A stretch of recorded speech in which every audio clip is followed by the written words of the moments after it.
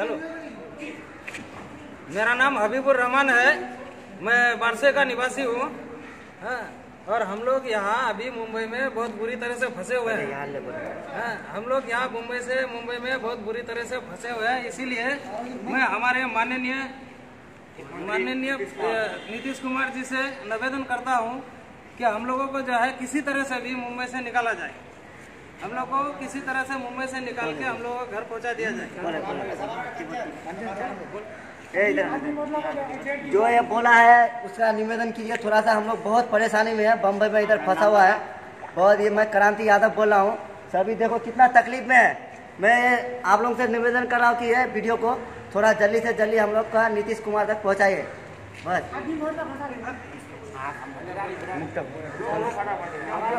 मेरा जोगिंदर शर्मा नाम है। मेरा नाम है जोगिंदर शर्मा, कटिहार के रहने वाले हूँ। बलिया बिरन गाँव है मेरा।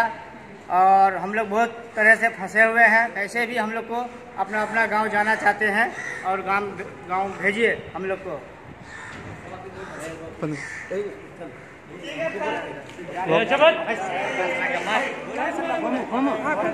हम लोग बहुत परेशानी में है।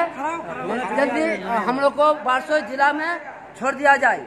हम लोग एक टाइम खाते हैं तो और दूसरा टाइम नहीं। बहुत परेशानी में है हम लोग। किसी तरह ये वीडियो को वायरल किया जाए, इसका तकलीफ समझिए कम से कम। किसी तरह ये देखो 50-100 मजदूर खड़ा है।